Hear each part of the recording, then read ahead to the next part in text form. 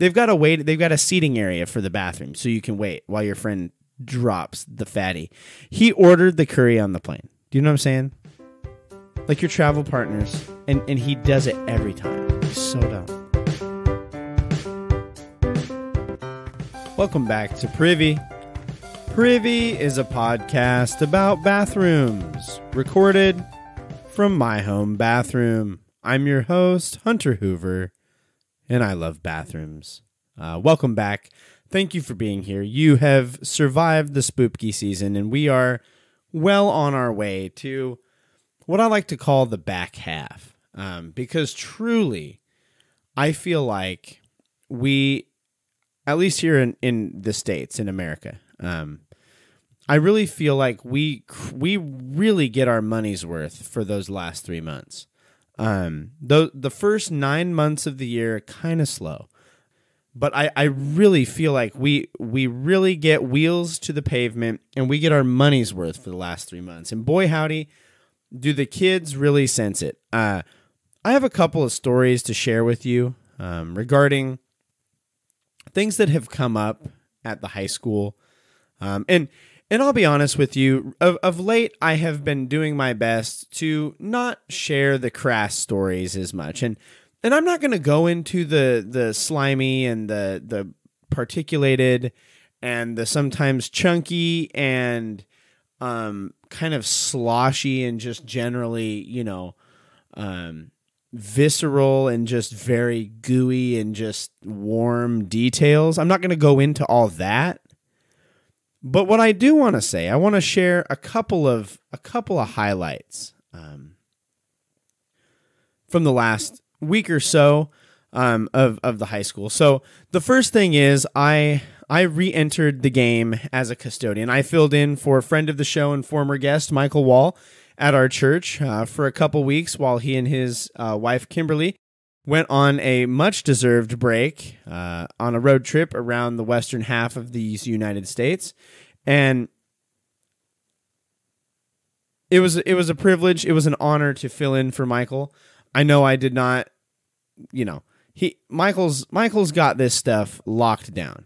But truly, just the very first night, like almost my first night getting ready to jump back in. I was a janitor for 10 years and I'm ready to put back on the suit, if you will.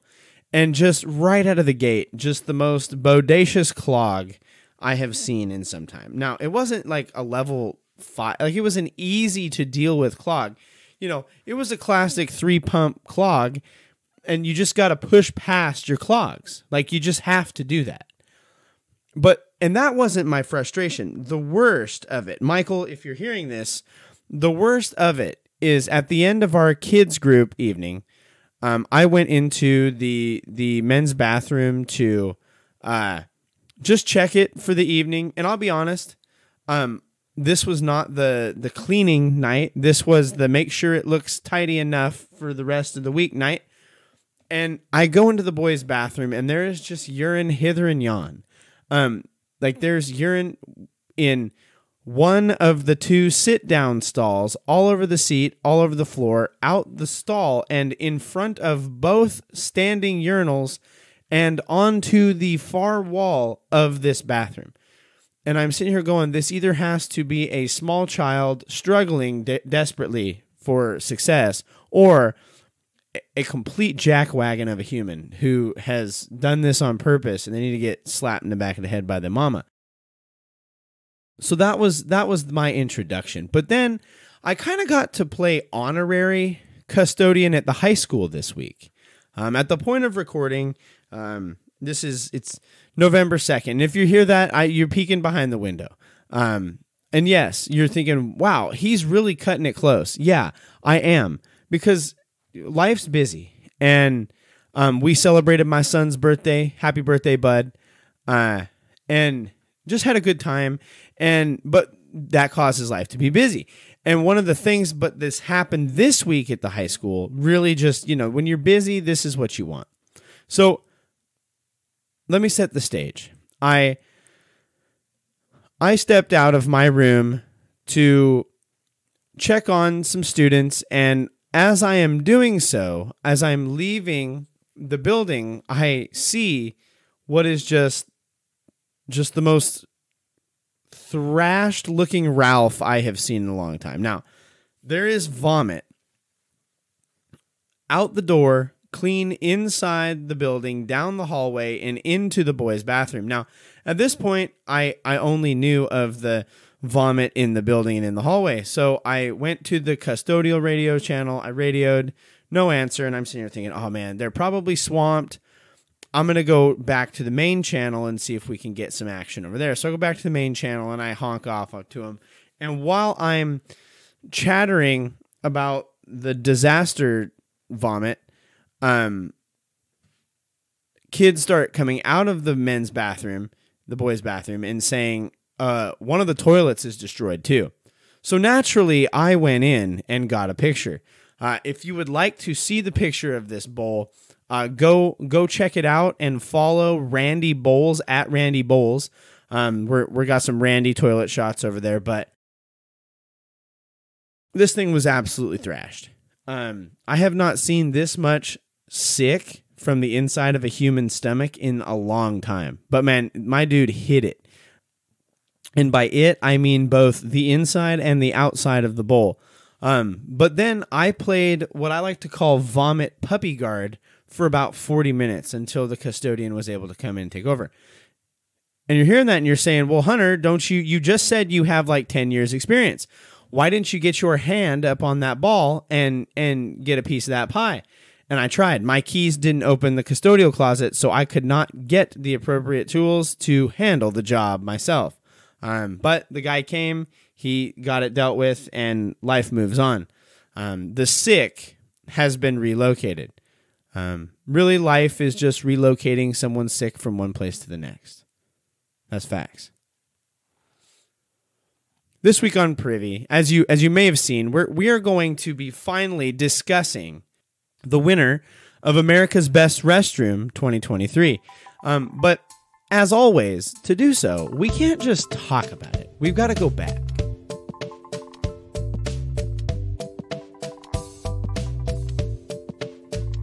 In early America, trade with Europe was prominent, mostly because we were controlled by them. Early settlers, after often foisting the land from the Native Americans, sorry guys, would regularly seek to settle coastal regions and areas that would be good for transporting goods and people to the coast for trade. Now, and listen, America's history is got some blemishes. Like, we've got blemishes. That's the facts. Every nation has its blemishes. But we can either paint over the blemishes, or we can look at them and say, yeah, that was bad. But for early settlers, the locations of where the Patapsco River empties into the nearby Chesapeake Bay would be just like such a good spot for this. You want something that's a riverway, but that like empties into the ocean for ease of transportation of goods. The then province of Maryland established the port of Baltimore, which would serve as a tobacco export hotspot. They just cannot get enough of that sweet, sweet tobacco, and they're just pumping it out of Baltimore left and right. In time, as trade persists and often increases, people begin to settle near the waterways and places of business. They do what they often do. They set up towns, they set up a family, they set up shops. They try to start businesses, and in this case, a town popped up. A town by the name of Baltimore, formed in 1729. At the time when Baltimore was formed, people were probably still taking a little Patapsco in the Patapsco River, if you know what I'm saying.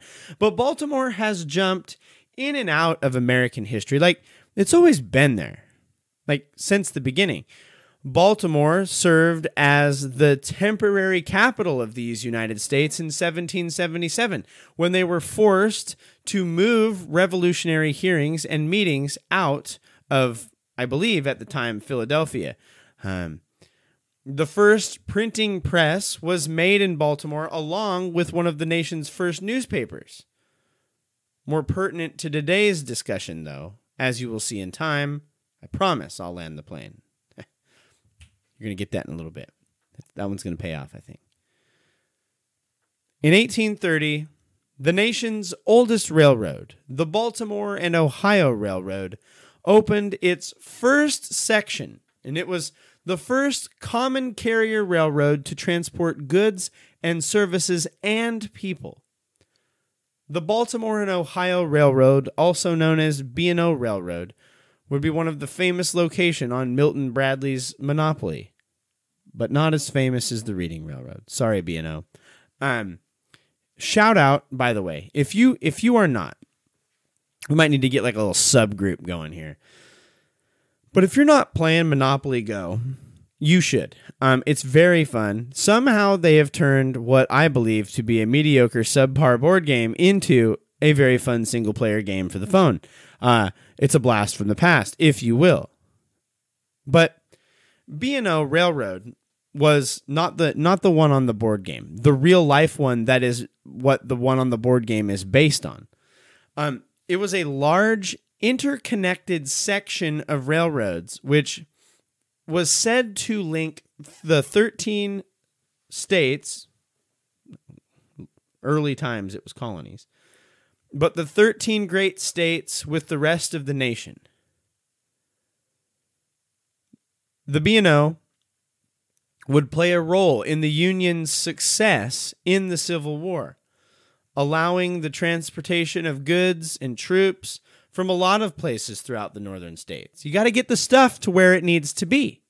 You got to get soldiers to where they can fight. They got to get soldiers away from the fighting if they've been hurt. And they used railroads, and in some cases, the B&O Railroad to do so. The B&O was one section of the track was home to a permanent horse-drawn stretch. It is the first U.S. railroad to operate a steam locomotive, and it is the first railroad to offer high-end, prestigious passenger trains. Many of the B&O's bridges, the bridges that they built to allow this very sweet tube, a train, to go over often waterways or other transportation sections, these bridges were often made from granite. It was expensive. They had an agreement with an experimental line of telegraph that ran from Washington, D.C. to Baltimore. Again, a communication line that was influential at wartime. And essentially, the telegraph company was like, hey, B&O Railroad, you give us access to, like, you know, the lines and all that stuff, and you can use our telegraph all you want. And they were like, you got it, bud. And while the B&O has rich history, more so than the ridiculous space on the Monopoly board,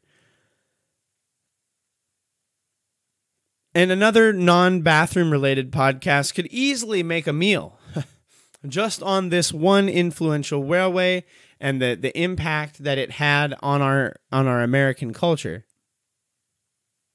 For our purposes, a brief history of the transportation industry of Baltimore. It suffices to say the Baltimore and Ohio Railroad closed its corporate offices in 1987. That's over 150 years of operation after its opening. But about 50 years before B&O launched its first train on the ground, Edward Warren made the first ever manned flight in the United States over the city of Baltimore in a balloon.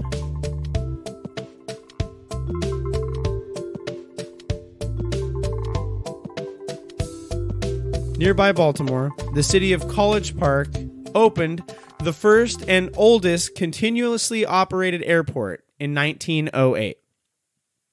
It would be nearly another 15 years before Maryland, if you don't know, that's where Baltimore is located, got its first airline facility in 1921. And maybe like me, you hear and you read something like that and you don't think, didn't you just say that it had a thing in 1908? How the heck did they get the first one in 1921? Well, College Park Airport was not an aviation facility. It was a local type operation.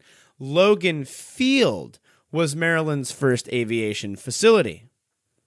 And while the B&O, that's the formerly mentioned train from minutes ago, while the B&O solidified Baltimore as a major transportation hub in the United States, connecting the Midwest to the rest of Appalachia. As airports began to open and be in operation, Baltimore would begin to be connected to the rest of the world. Beginning in 1930, airlines began to add their services to the Logan Field location. And as business boomed, the need for a bigger airport became more and more evident. In 1946, they drew up a plan for a new airport 10 miles from Baltimore and 30 miles from Washington, D.C. And they eventually named this airport the Friendship International Airport. And it's dedicated by President Truman in 1950. As the city of Baltimore continues to grow, so does the industry and its services. The state of Maryland purchased Friendship International Airport from the city of Baltimore for $36 million in 1972. I would argue a steal on an airport. With it came a multi-year-long plan to update and modernize the airport with improved passenger terminals, Amtrak rail stations, and new FFA control tower, replacement and redoing of the runway, enhanced security checks, parking garages, which cost over $1 billion between 1972 and 2000. That's a lot of upgrades. I feel like I just mass upgraded, like when you're playing the Vigi games and sometimes you have that button that's like upgrade all. I feel like I just hit that button for the Friendship International Airport. Let's go. It ain't Polar Seltzer, but it'll do. That Waterloo Cranberry. Ain't nothing wrong with it. Also, Sprite Cranberry's back, everybody. Strap in, hold on to your horses. Stuff's so good. In 2000, the airport unveiled a $1.8 billion expansion vision. And we're not going to detail all these renovations. In time, the expansions and the upgrades continued to happen. In 2021, they installed a $48 million extension to Concourse A, which included new boarding gates, new restaurants, and began projects to modernize bathrooms. Later, there was proposed a $55 million as a part of a modern facelift, beginning with the Concourse B bathrooms. And this brings us to a highlight segment of Poo in the News. This Poo in the News is brought to you by the Cintas Corporation. It is titled Now Boarding, winner of Cintas 2023 America's Best Restroom, copyright reserved, contest, the BWI Thurgood Marshall Airport. A round of applause for BWI Thurgood Marshall Airport. Woohoo! You did it. The Baltimore, Washington International Thurgood Marshall Airport is the winner of the 2023 America's Best Restroom contest. This article is from September 28th, 2023, and you might hear that and go, well, this is old news.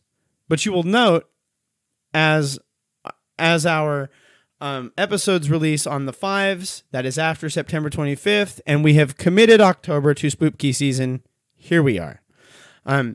They are the winner of the 2023 America's Best Restroom contest.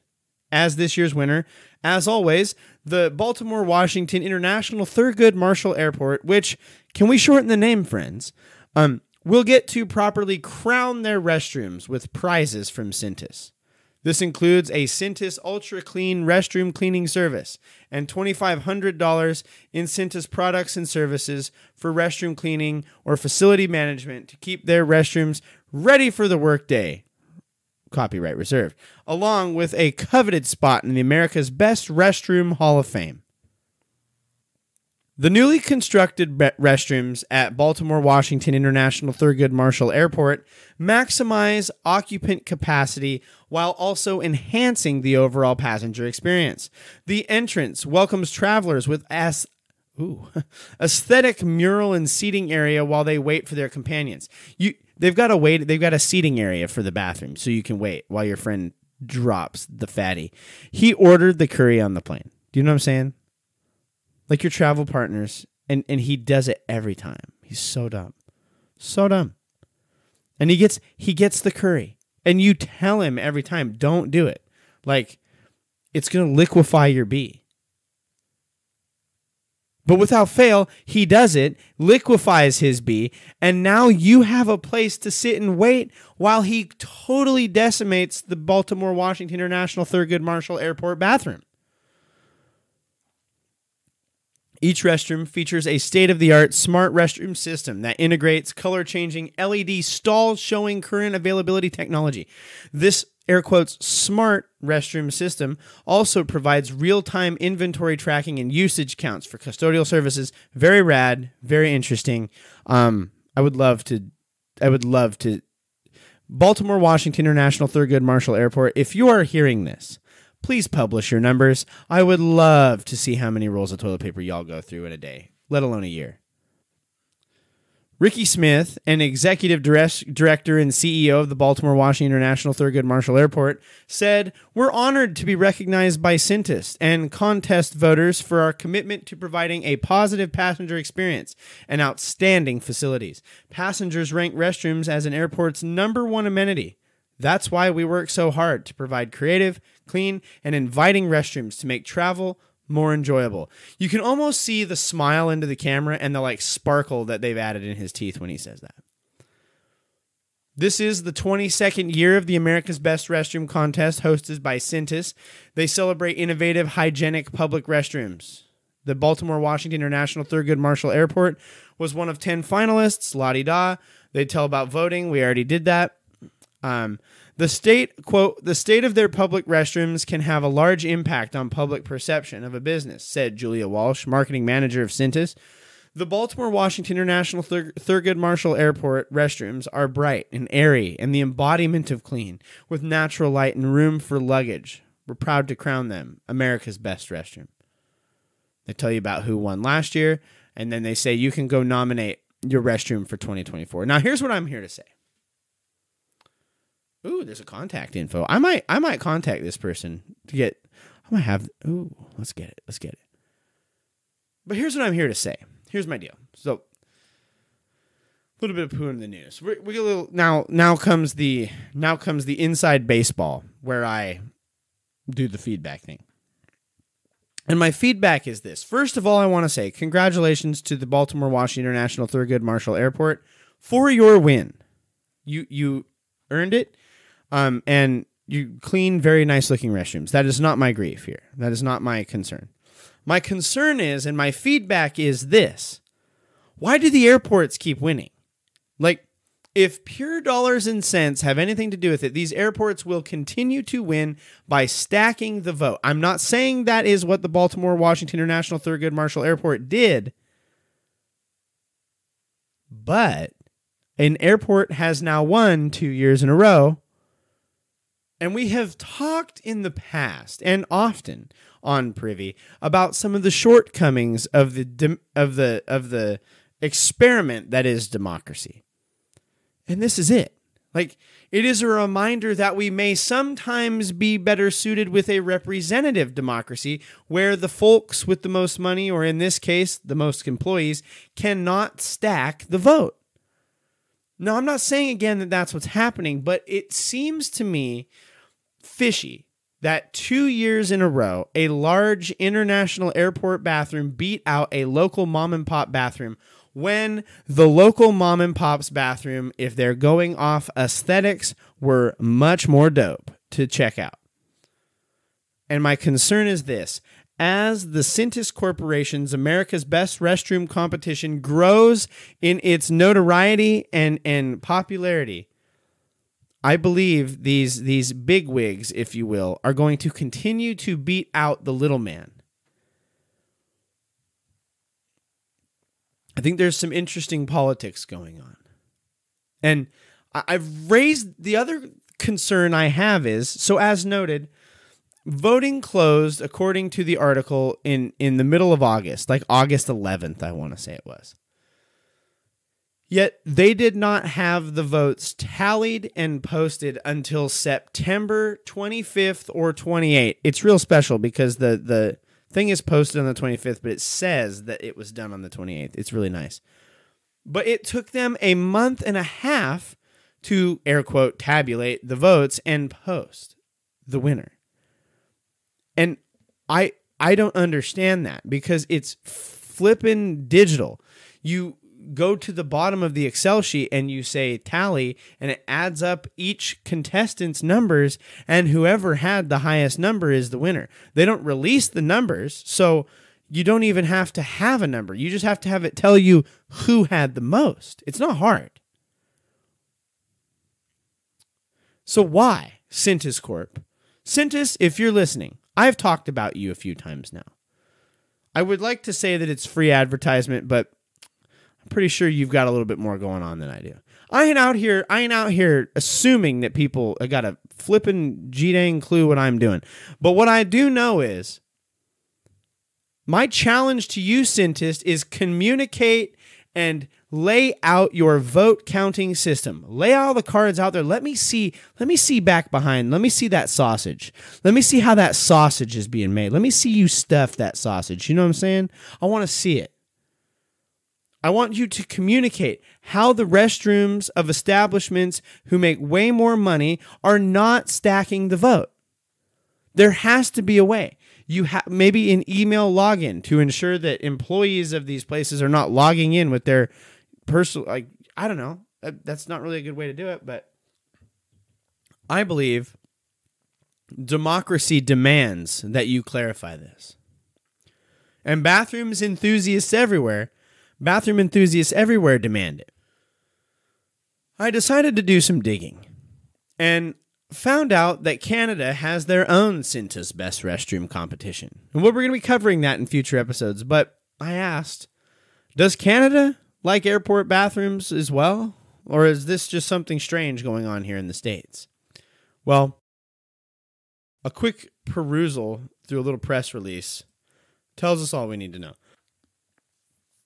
This article is also from the Cintas Corporation, Cintas Canada, from Mississauga, Ontario. Probably blew that. Sorry, Canucks. But in the 14th year, a little bit less than the American Best Restroom, Cintas' nationwide contest highlights businesses that have invested in developing and maintaining exceptional washrooms. Winning the title of America's Best Restroom is truly an honor, said Heather Rhodes, CEO of Hard Bean Brunch Company. Now, I had to go look this up. Hard Bean Brunch Company is, as you will tell by the name, not an airport. In fact, they seem like a nice breakfast spot. Canada, that's who won in 2023 in Canada. And it makes more sense. And granted, they have fewer submissions. But I want to also note, their timeline is about the same. The voting closed July 7th, and they didn't post this until August 17th. Like, what's going on with the Cintas Corporation and their ability to not get this vote in? We got to get it figured out. But Canada has their own best restroom. And from 2010 on, I wanted to look at this. From 2010 on in Canada, the winners of Canada's Best Restroom 2010 have been the 2023 winner, Hard Bean Brunch Company, followed by Majesty and Friends, Borden Park, Edmonton, Westview RV Park, Beaver Hill Shell. Well, I can't read that. It's French. St. Albert Honda, St. Albert in Alberta, Bayview Shopping Center, Whitecourt Esso Superstation, 1,000 Islands Duty Free, Shaw Club Hotel and Spa, Valley View Shell Superstation, Langley Street Loo, L. Evan Toronto.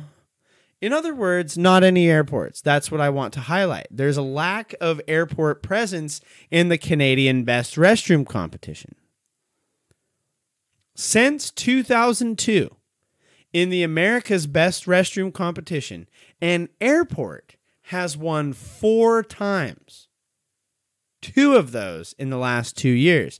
Thus, my theory about the increasing awareness of the America's Best Restroom competition.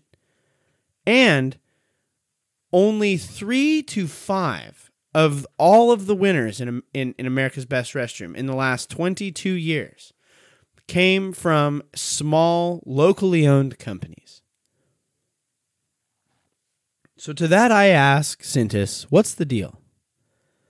I think this next year we have a chance to find out, is it all airports and hotels, or can the little guy still win in America when we discuss this idea of the project of democracy? As always, it should be noted, you can nominate a bathroom for the 2024 Canada and America's Best Restroom competitions. Link in the thing below. And let's beat them out. It is our duty. It's our duty to vote for the best restroom.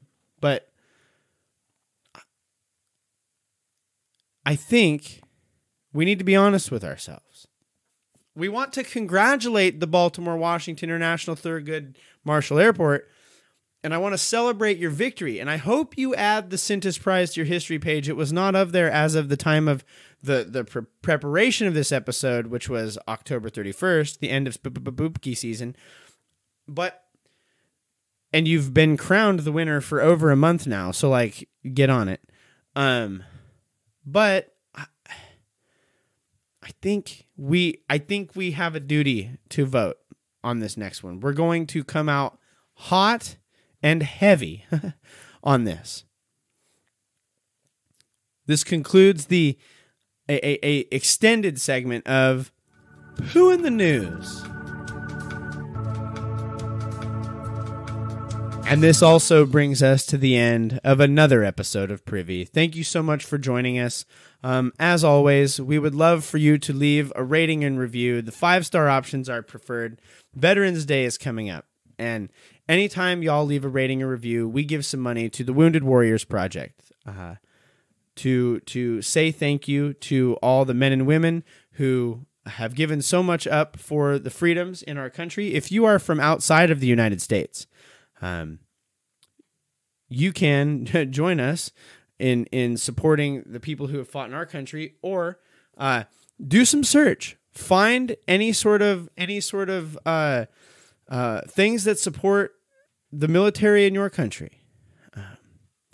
The people who fight for the rights that you have are important, and it's our opportunity to give back. So thank you. We would love for you to leave a rating and review, and a reminder that we need to keep pooping in the free world, but that free world was not always free. You can send us an email, privycast@gmail.com. Follow us on social media. We're at Privycast. Follow at Randy Bowles. We got some stuff going on over there. And you can follow me. I'm at Owlet7 on social. Also, just a quick reminder, go nominate and keep eyes out on social media. We're going to be doing some fun things, hopefully for the end of the year and into next year. Keep your eyes open for that. This has been another episode of Privy. Thank you guys so much for joining me here in my bathroom. Push past your clogs, own your stank, keep pooping in the free world, and now, as always, don't forget to flush.